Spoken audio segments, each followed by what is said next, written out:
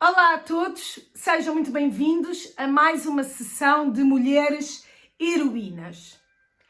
A heroína que vos trago hoje chama-se Carolina Beatriz Ângelo.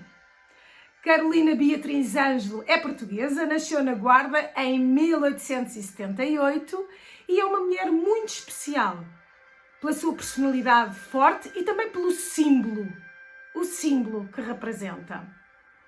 Carolina Beatriz Ângelo, a doutora Carolina Beatriz Ângelo, não foi a primeira mulher médica de Portugal, mas foi a primeira cirurgiã do Hospital São José. Formou-se na Escola de Medicina de Lisboa. Com 25 anos, casou com Januário Barreto. Vou-vos mostrar agora uma fotografia da Carolina Beatriz Ângelo, uma imagem da doutora ativista, feminista, interventiva na política e na sociedade. E aqui, agora uma fotografia do seu marido, Januário, seu primo, Januário Barreto, seu primo, com quem casou, que era imensamente dedicado ao desporto, órfão aos 8 anos, casa piano e que está ligado à fundação do futebol em Portugal. Foi inclusivamente presidente do Benfica e do Sporting. Presidente do Benfica em 1906-7 e do Sporting em 1910, não terminando, porque entretanto veio a falecer de tuberculose nesse ano, em 1910. No ano, lá está, da implantação da República. Portanto, quando estamos a falar aqui de Carolina Beatriz Ângelo, estamos a falar da fase histórica, do momento histórico da implantação da República. Porquê? Porque estamos a falar de mulheres e homens republicanos. Esta mulher, Carolina Beatriz Ângelo, deixa uma marca profunda, não só por ser republicana e pertencer à Liga Republicana Feminina, à Liga Feminina Republicana, não só por pertencer, mas também porque conseguiu votar. Carolina Beatriz Ângelo desafiou a suposta lei, na verdade, encontrou uma forma de contornar a lei associada ao voto, ao sufrágio, e tornou-se a primeira mulher portuguesa a votar. E é por isso que ela se torna um símbolo. E apesar depois de haver oscilações ao nível da votação feminina, que só se equilibraram depois do 25 de Abril, a partir daí é que todas as mulheres puderam começar a votar, apesar desse percurso oscilante, naquele momento, a 28 de maio de 1911, segundo consta, Carolina Beatriz Ângelo, foi possível votar. A lei era muito prepentória, portanto, dizia, e eu passo a citar, o artigo 5º dizia: são eleitores todos os portugueses maiores de 21 anos, à data de 1 de maio do ano corrente, residentes em território nacional, compreendidos em qualquer das seguintes categorias: os que souberem ler e escrever, os que forem chefes de família. E, portanto, é neste momento que Carolina Beatriz Ângelo, ao observar a lei, percebe que a consegue contornar. Porque, como vos disse, ao apresentar Januário Barreto, o seu marido, ele faleceu em 1910. Portanto, Carolina Beatriz Ângelo enviuvou muito nova e, ao ser viúva, passou a ser chefe de família, porque tinha uma filha, a Maria Emília, de 8 anos, e nesse sentido ela contorna a lei, dirige-se para perceber se é possível ou não votar. O ministro da Administração Interna, o republicano António José de Almeida, diz então que não é possível votar e ela recorre ao tribunal, juntamente com a ajuda, com o apoio, e aqui entra a Liga Republicana Feminina, da sua irmã, podemos assim chamar a sua irmã, não era irmã na verdade, mas eram como irmãs, da Ana Castro Osório e de outras mulheres ligadas à Liga Republicana Feminina, como a Adelaide Cabete, e consegue consegue, porque curiosamente o juiz que decidiu que poderia votar era o pai de Ana Castro de Osório, portanto a sua fiel amiga, que participava dos mesmos princípios e dos mesmos ideais republicanos, e já vamos aprofundar estes ideais republicanos. E o que lhe diz é, vamos ouvir agora a sentença de Alberto Osório de Castro: excluir a mulher só por ser mulher é simplesmente absurdo e iníquo e em oposição com as próprias ideias da democracia e justiça proclamadas pelo Partido Republicano. Onde a lei não distingue, não pode o julgador distinguir. E mando que a reclamante seja incluída no recenseamento eleitoral. Portanto, ela conseguiu ir votar, mas não foi assim muito pacífico. Portanto, houve burburinho no momento do voto, claro, porque era a primeira mulher a votar, mas sim, votou. Votou. Na realidade, o que acontece é que nós estamos numa fase, todo o final do século XIX e início do século XX, estamos numa fase de emancipação feminina. E a Liga Republicana das Mulheres foi ela própria criada por homens. Portanto, foi fundada, António José de Almeida, ali com Ana de Castro Osório. Ana de Castro Osório deu a ideia, António José de Almeida, republicano, apoiou a ideia, fundou-se a Liga das Mulheres, e esta Liga tinha um propósito muito definido. Portanto, sabemos que há aqui um clima todo revolucionário antes da implantação da República, que aconteceu a 5 de outubro de 1910. Há aqui todo um clima revolucionário e as mulheres, estas mulheres eram mulheres mais cultas, eram mulheres com estudos, porque na altura as mulheres estavam mais dedicadas à casa, à vida doméstica, à educação dos filhos e a profissões fabris. E, portanto, não tinham tanto acesso ao conhecimento e à formação. Aqui estamos a falar sempre de mulheres que foram privilegiadas na altura, nesse sentido, que tiveram acesso, que se distinguiram pelas suas qualidades profissionais, e no caso da Carolina Beatriz Ângelo, distinguiu-se certamente para ser a primeira cirurgiã, deveria ter uma qualidade técnica insuperável, que nenhum homem da altura, nenhum homem cirurgião pudesse dizer não tem competências para o fazer. Portanto, estamos sempre a ver a mentalidade da época, atenção.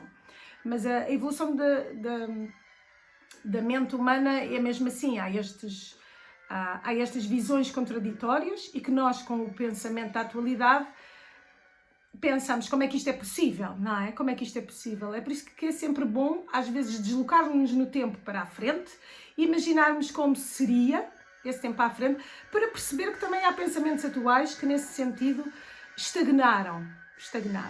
E aqui, vendo o pensamento da atualidade, portanto, ela teve uma atitude completamente revolucionária, a Carolina, não só, lá está, pelo voto, mas também porque quando há fundação, ela esteve nos primórdios da fundação, Ana Castro Osório, Adelaide Cabete, e a Carolina Beatriz Ângelo, muito ativamente, e ela acreditava que era possível, e era isso que defendia. Os ideais republicanos defendiam a igualdade entre o homem e a mulher, em termos de direitos e em termos de deveres.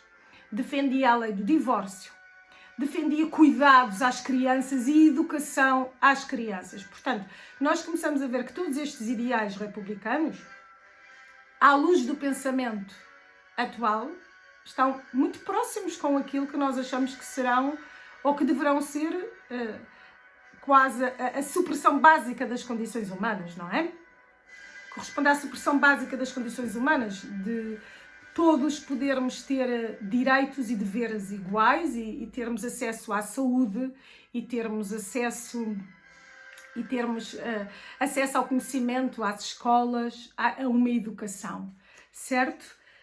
E neste movimento todo há aqui várias curiosidades, porque Carolina Beatriz Ângelo, como vos disse, formada com 25 anos, casada com Januário, tem a Maria Emília e, entretanto, também trabalhou num hospital psiquiátrico sob a orientação de Miguel Bombarda. Miguel Bombarda também ele republicano. E há um episódio muito curioso que antecede, e aqui vemos o trabalho que elas desenvolviam, o trabalho também de propaganda, nomeadamente a Ana de Castro Osório, porque era escritora, pedagoga, e tem uma enorme influência, considerada quase pioneira, não sei se pode dizer este termo, mas da literatura infantil portuguesa. Portanto, ela tem uma enorme influência na educação. E nesta fase, na primeira década do século XX, em que há muitos tumultos e internacionalmente há muitos movimentos feministas, a mulher a querer lutar pelos seus direitos. Há um filme muito interessante que é As Sufragistas. Eu sugiro que vejam esse filme, porque no filme As Sufragistas é mostrado como um casal em que a mulher tem muita vida doméstica e trata muito do filho e também trabalha na fábrica e começa a juntar-se ao movimento feminista. De repente é separada do marido porque ele não concorda com os ideais feministas dela e ela não tem acesso à filha, ela deixa de ter acesso à filha, não pode vê-la mais. E depois o próprio marido ou ex-marido, como não consegue tomar conta da filha, é dada para adoção. Portanto, eram situações destas que aconteciam e estas mulheres vêm precisamente falar, e aconselho vivamente a verem esse, tal como um documentário do realizador Jorge Paixão da Costa, um documentário precisamente sobre a Carolina Beatriz Ângelo, produzida pela Ucbar Filmes. Eu já tive a oportunidade de trabalhar com ambos e, curiosamente, a fazer de sufragista, numa dessas interpretações, nada é por acaso. E então são duas referências, ficam aqui duas referências que podem explorar para aprofundar melhor todo este movimento. Esta primeira década, internacionalmente, portanto, internacionalmente ainda não havia muitos países em que as mulheres, havia a Nova Zelândia, se não me engano em 1800 e já quase 1900, que a mulher tinha acesso ao voto. E só havia um país, que eu agora não me lembro, peço desculpa, um país na Europa que também a mulher tinha acesso ao voto. E, portanto, temos aqui um clima de efervescência.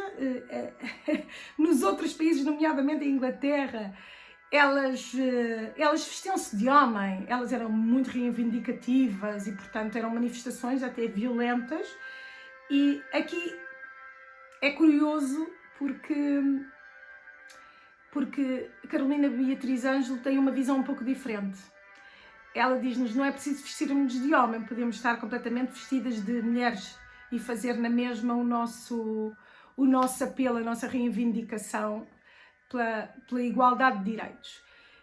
Porque talvez ela acreditasse que no fundo o ideal a atingir era um de igualdade de oportunidades. E lá está, direitos e deveres, e não tanto uma aproximação ao sexo. No sentido de uma aproximação, nós vamos ser homens a partir de hoje. Eu acho que é isto que ela estava a dizer. Não é o ser homem. É nós continuamos a ser mulheres, e é por isso que continuamos a vestir de mulheres, mas teremos exatamente acesso a tudo de igual forma. E eu também acredito nesta visão. Eu acredito nesta visão de que não é preciso haver comparação nesse sentido. O que existe são pessoas. Pessoas, antes de serem homens ou mulheres, são pessoas. Pessoas e crianças, não é? Porque começa tudo na infância. Portanto, antes de serem pessoas, são crianças que vêm cá evoluir, aprender e que confiam que os adultos lhes irão dar as oportunidades mais certas. Não só ao nível do conhecimento, mas ao nível de cuidados básicos, de vínculo, de amor, de proteção e de saúde e tudo mais, não é? Então este ambiente aqui que se vive antes da implantação da República, porque vivíamos em monarquia, pois está claro, este ambiente é caracterizado, e aqui para concluir a questão da presença de Miguel Bombarda, este ambiente é caracterizado por algum secretismo. porque lá está, se vai acontecer uma revolução, portanto as coisas não irão ser feitas às claras. Portanto há aqui um certo secretismo. E num dos documentários que vos falei, o documentário do realizador Jorge Paixão da Costa, que está muito bem feito, a bisneta de Carolina, Beatriz Ângelo, conta-nos uma história deliciosa. A bisneta, e ainda bem, chama-se Maria João Fagundes, e eu agradeço o seu testemunho nesse documentário, e ela conta-nos uma história muito curiosa, que Carolina Beatriz Ângelo e Adelaide Cabete, neste caso Adelaide Cabete e não Ana de Castro Osório, estariam as duas numa sala dedicadas à costura e estavam a fazer... eu já vou dizer o que é que estavam a fazer, mas estavam ali sob orientação, a pedido de Miguel Bombarda, estavam a preparar uns tecidos com cor verde e vermelha, e nesse momento entra a filha que pergunta o que é que estão a fazer. E a resposta foi: estamos a fazer bibes para os meninos nos asilos. E a menina respondeu: que bibes tão feios. Então, e que tecidos eram esses? Agora vou revelar. Eram a bandeira portuguesa, a bandeira republicana, a nossa atual bandeira. Portanto, que foram criadas várias bandeiras para o momento da Revolução. E, portanto, elas estariam a fazer. E a filha diz que bibes estão feios, não é? Porque, na altura, como era tudo feito com secretismo, foi a resposta que foi possível ser dada, mas que era a bandeira, a nossa bandeira, a bandeira de Portugal, a atual bandeira. E é uma história muito, muito curiosa. E essas bandeiras depois foram usadas, portanto, nós estamos ali a 4 de outubro de 1910. Começam os militares, deslocam-se ali para a rotunda, portanto, e há ali o 4 e o 5. Claro, militares variados, portanto, havia os dois lados, os republicanos, cerca de 400 homens, se não me engano. Depois havia também os monárquicos, mas ali eles já estavam desalentados, não estavam tão organizados, e pronto. Na tarde de 5 de outubro, na varanda da Câmara Municipal de Lisboa, José Relvas anuncia a implantação da República. E, na verdade, como vos disse, tudo leva a crer com a implantação da República, portanto, os próprios republicanos homens apoiaram ali o movimento feminino e nós ficamos a crer que será tudo simples ao nível de direito das mulheres. Mas parece que foi esquecido. Parece que foi esquecido e nós vemos isso quando na própria lei não há referência, na lei do voto que aparece em 1911, não há referência, portanto, na implantação da República, entretanto faleceu o Januário, portanto, o marido de Carolina Beatriz Ângelo não chegou a assistir à implantação da República. E em 1911 acontece esta fase do voto que vos expliquei, e é aqui que Carolina mais uma vez se distingue, portanto, portanto, o movimento feminino esperava que na lei aparecesse qualquer coisa no artigo referente ao voto feminino, mas não apareceu, como vos li. Esta referência era geral, era para um chefe de família, e o chefe de família era associado ao homem, portanto não estava ali a incluir a mulher, na perspectiva da linha. Mas como a linguagem era vaga, não era específica, um chefe de família, o homem, era vaga, então foi aí que ela conseguiu contornar, porque ela, como vos contei, era chefe de família, porque entretanto enviou-o. Elas esperavam que fosse permitido o voto, mas aí os republicanos esqueceram um pouco este movimento feminista e, como vos disse, foi oscilando. Há também aqui nesta fase, porque a Carolina Beatriz Ângelo falece em outubro, se não me engano, desse mesmo ano, de 1911. Portanto, o marido falece em 1910, ela vota em 1911 e depois falece nesse mesmo ano, 4, 5 meses depois, do coração, problema do coração, do miocárdio. não me lembro agora especificamente qual foi o problema de coração, mas falece. Ela já se estava a queixar de cansaço e talvez porque fizesse muitas coisas e estivesse em várias frentes ao mesmo tempo. E de facto o que acontece antes de falecer nesse ano, há ali uma separação na Liga Republicana Feminista. A Liga Republicana Feminista, como vos disse, era constituída por várias mulheres digamos, com uma classe económica, social acima da média, que tiveram acesso a vários conhecimentos. Aqui mostro-vos esta fotografia antes de mostrar. Temos aqui está a Carolina Beatriz Ângelo e aqui Ana de Castro Osório, que já vos falei, que eram como duas irmãs, muito unidas. E aqui está a Liga Republicana das Mulheres Portuguesas. E então, aqui em cima temos Ana de Castro Osório, aqui Adelaide Cabete e aqui a Carolina Beatriz Ângelo. Carolina Beatriz Ângelo está aqui. E o que veio a acontecer é que não foi assim tão simples, portanto, houve um esquecimento relativamente ao poder, ao suposto, não é poder, mas à suposta emancipação feminina. Elas começaram a sentir-se separadas ao nível dos ideais e acabaram por se separar mesmo. Então a Adelaide Cabete ficou na fundação, porque também era uma das fundadoras, mas Carolina e Ana de Castro Osório fizeram a cisão com a Liga, porque tinham opiniões diferentes. Carolina Beatriz Ângelo achava que o voto feminino deveria ser para as mulheres que tivessem instrução, algum tipo de instrução, e não para todas.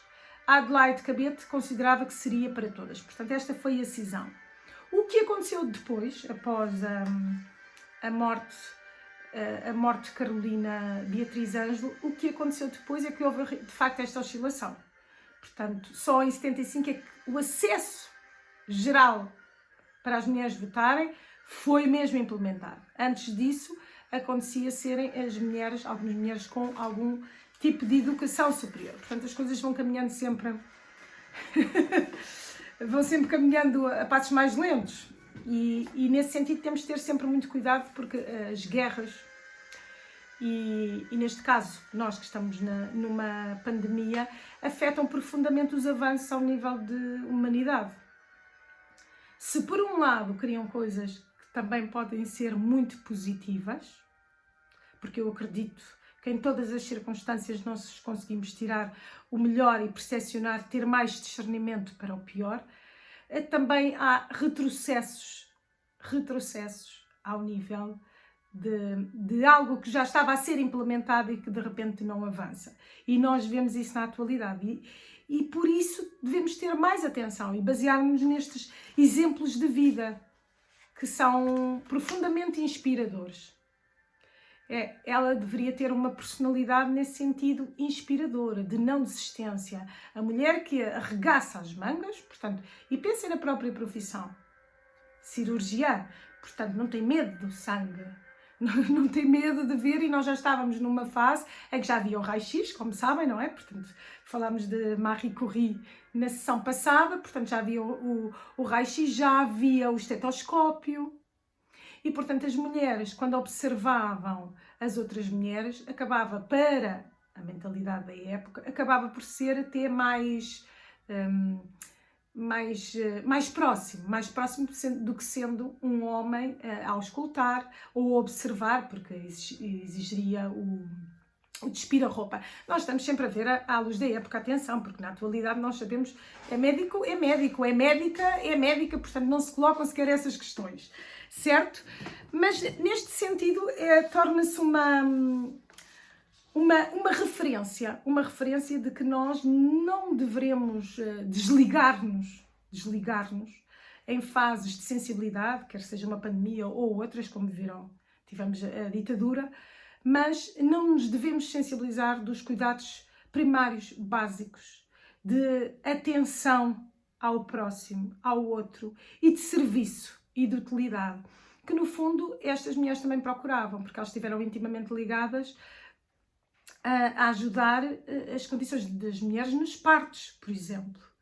A saúde ginecológica, porque a Carolina Beatriz Ângela era uma médica de ginecologia, portanto, que eram cuidados que na altura não haviam e que resultavam numa mortalidade infantil muito maior que, felizmente, do que a atual.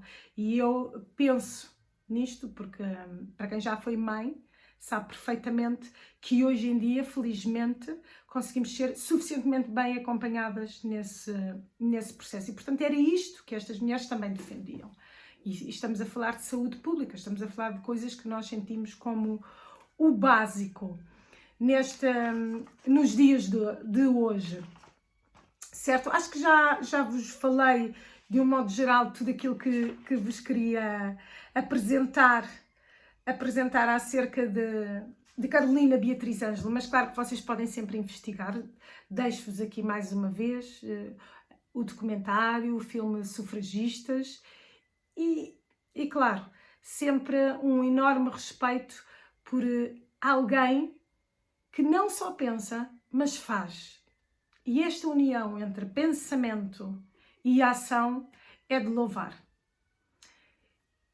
Despeço-me por hoje e encontramos-nos no próximo Mulheres Heroínas, mas também vamos dar continuidade a mitos e lendas e vamos iniciar a Grécia. E a Grécia é muito interessante porque está muito ligada ao nascimento do teatro. Ao nascimento do teatro e à nossa própria cultura, e nós vamos ver isso. Portanto, agradeço-vos continuarem a acompanhar-nos e até às próximas sessões. Tudo de bom!